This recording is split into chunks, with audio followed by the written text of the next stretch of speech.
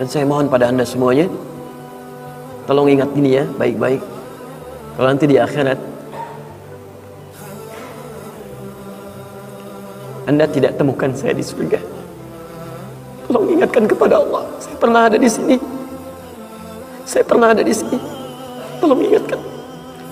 Kalau antum di akhirat tidak temukan saya di surga, tolong ingatkan. Ya Allah, mohon ya Allah. Adi Hidayat pernah mengajar saya dan mengingatkan saya di sini. Ya. Alaihi wasallam fi marwahu Abu Sa'id Al-Khudri, pada hadis yang diriwayatkan oleh sahabat Abu Sa'id Al-Khudri radhiyallahu taala anhu, qala, beliau menyampaikan, qala Rasulullah sallallahu alaihi wasallam bersabda, lihat kalimatnya, bima makna. Lihat, saya langsung ke ujung hadisnya saja karena ini cukup panjang sekali. Hatta idza khalasal muslimuna, hatta idza khalasal mu'minuna minan nar, sampai ketika orang-orang beriman diselesaikan urusannya dari neraka. Maksudnya hisab. Ya, saat dihisab dan dipisahkan nih, orang beriman semua sudah masuk surga, siap masuk surga semua. Ya.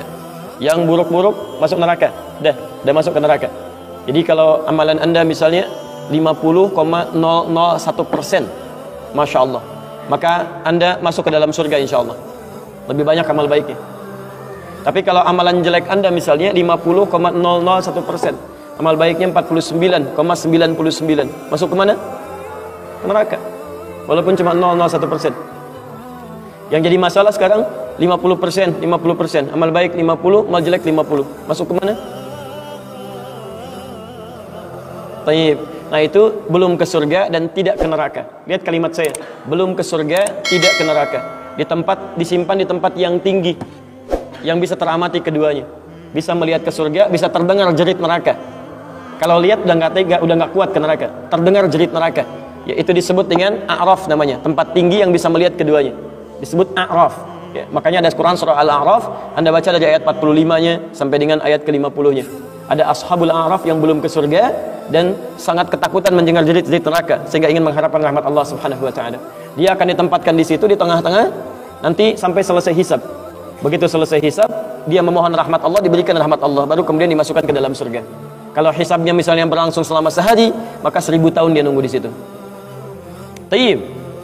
Hatta idza khalasal mu'minuna minan nar, sampai ketika orang-orang beriman itu ya, mulai diselesaikan dari urusan nerakanya. Tayyib, sudah mulai masuk ke dalam surga. Ini sudah selesai, mau masuk ke dalam neraka. Dan dimasukkan, masuk semuanya. Apa yang terjadi? Ma minkum min ahadin bi ashaddi munashadatan lillahi fi istiqsa'il haqqi li ikhwanihi tayyib minal mu'minin lillahi minal mu'minin.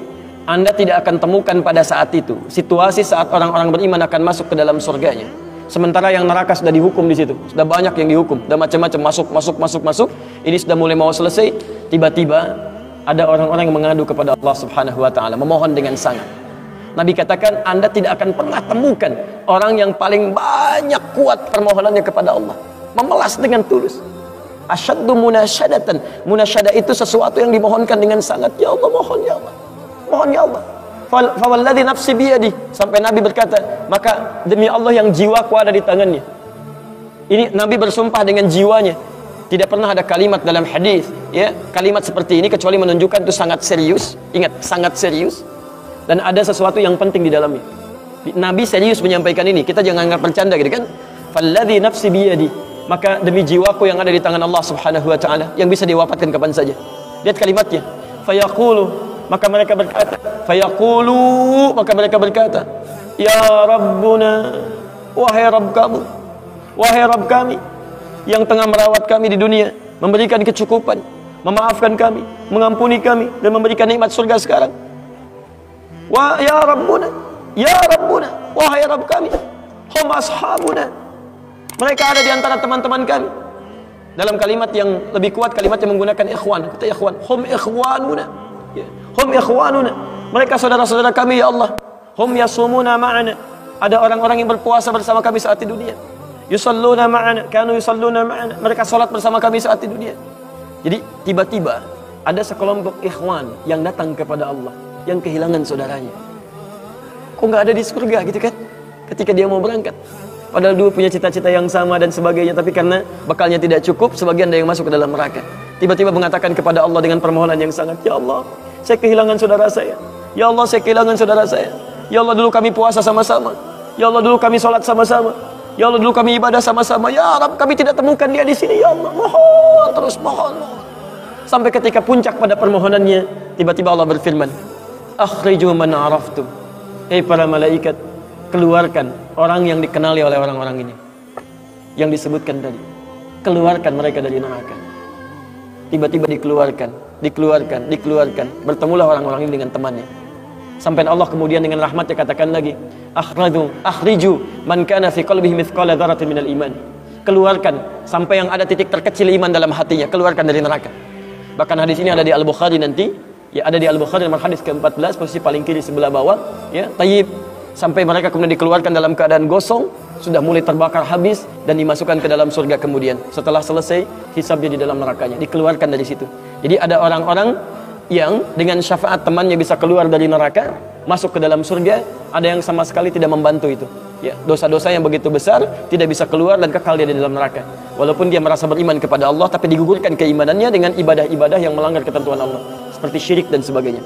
Tapi poinnya adalah tiba-tiba ada segolongan teman yang memohon kepada Allah Subhanahu wa taala, ya Allah, kami puasa sama-sama, kami ibadah sama-sama, kami sholat sama-sama, ya Allah, cuman saya nggak temukan dia di sini. Itu indah. Nah, permohonan sesuatu untuk melengkapkan pada yang kurang disebut dengan syafa' namanya. Pelengkap yang kurang disebut dengan syafa'. Makanya di tarawih itu ada sholat syafa'. Antum sholat 11 rakaat, 2 rakaat penyempurnanya yang ke-10 disebut dengan syafa', 1 rakaat akhirnya disebut dengan witir. Ya, ada teman yang merasakan ada yang kurang nih, ya Allah, begitu saya masuk, teman saya nggak ikut, saya ingin dilengkapi dengan itu, ya Allah. Tayyib, permohonan untuk menggenapkan sesuatu yang kurang dengan sifat yang sangat memohon luar biasa, maka kalimatnya dirubah dari syafa' menjadi ditambah tak di ujungnya dengan alif di tengahnya, jadi syafa'ah. Tayyib, saya mau akhiri ya, karena ini sebenarnya tidak banyak bahasannya. Siapa orang-orang ini? Itu yang disebut dengan ikhwan. Makanya ketika ayat Qur'annya mengatakan wa kuntum ala syafa hufratin minan nari fa anqadhakum minha, dan kalian sudah ada bahkan yang sudah mau di bibir neraka itu. Karena ketika diangkat itu oleh Allah Subhanahu wa taala dengan perintahnya, ya diperintahkan oleh Allah. Tayyib, dalam bahasa hadisnya ada yang diangkat baru neraka itu masuk ke kakinya sampai ke betisnya. Ada yang sudah masuk sampai ke punggungnya, ada yang sudah ke lehernya, dan ada yang sudah tenggelam di dalamnya. Tayyib, jadi ada yang baru di bibir neraka diangkat, ada yang baru sudah mau masuk ke neraka diangkat, ada yang sudah tenggelam diangkat. Jadi macam-macam. Ya, fa asbahtum bi ni'mati ikhwana. Siapa yang bisa mengangkat itu semua? Di antaranya Allah berikan nikmat kepada Anda dengan dapatnya ikhwan-ikhwan dalam kehidupan. Cuma itu yang bisa menolong Anda di hari akhirat, teman-teman terbaik selain syafaat-syafaat yang lainnya. Ada orang mendekat kepada Al-Qur'an, ada orang sering bersalawat kepada Nabi, ada orang mendekat pada hukum-hukum Allah. Ada orang-orang yang belum bisa maksimal menunaikan itu semua, dia cari teman-teman yang soleh yang menunjukkan pada kebaikan-kebaikan. Bukankah sering Anda dapati seperti itu? Mungkin Anda bersahabat dengan teman yang tingkat ibadahnya jauh di atas Anda. Anda masih sibuk dengan urusan dunia, tapi masih menunaikan sholat, masih puasa, tapi karena kesibukan dunia Anda, Masya Allah, kurang bekal ibadah Anda. Tapi beruntungnya Anda dengan punya teman yang soleh, berjamaah dengan imam yang soleh, puasa dengan dia, buka sama-sama, kadang sering ikut-ikut misalnya dalam ta'limnya, dalam macam-macamnya, Masya Allah. Maka tiba-tiba ketika Anda dikenal oleh dia, diingat oleh dia, di akhirat nanti tidak ditemukan Anda, ya Allah, dia kawan saya, ya Allah, dia teman saya, ya Allah, dia saudara saya, ya Allah, kami pernah ta'lim sama-sama, ya Allah, kami pernah puasa sama-sama, ya Allah, kami pernah sholat berjamaah sama-sama, ya Allah, mohon jangan pisahkan, ya Allah, jangan pisahkan. Tanya, sudahkah Anda punya teman seperti itu yang bisa menolong dalam kebaikan? Kalau belum temukan, cepat cari mumpung masih hidup. Sebab kalau sudah kehidupan itu berakhir, tidak mudah untuk menemukannya. Maka pastikan di kantor Anda, teman Anda bisa membawa Anda ke surga. Pastikan di rumah Anda, pasangan hidup Anda adalah teman yang bisa membawa Anda ke surga. Pastikan di tempat kehidupan Anda, siapapun tetangga Anda, kerabat Anda, teman-teman sekolah anak Anda adalah teman yang bisa mengingatkan dan membantu Anda untuk mencari Anda bisa masuk ke dalam surga. Dan saya mohon pada Anda semuanya, tolong ingat ini ya, baik-baik. Kalau nanti di akhirat Anda tidak temukan saya di surga, tolong ingatkan kepada Allah, saya pernah ada di sini, saya pernah ada di sini, tolong ingatkan. Kalau antum di akhirat nanti tidak temukan saya di surga, tolong ingatkan, ya Allah, mohon ya Allah, Adi Hidayat pernah mengajar saya dan mengingatkan saya di sini. Ya, Subhanakallahumma wa bihamdika asyhadu an la ilaha illa anta astaghfiruka wa atubu ilaik. Wa akhiru da'wana alhamdulillahi rabbil alamin. Assalamualaikum warahmatullahi wabarakatuh.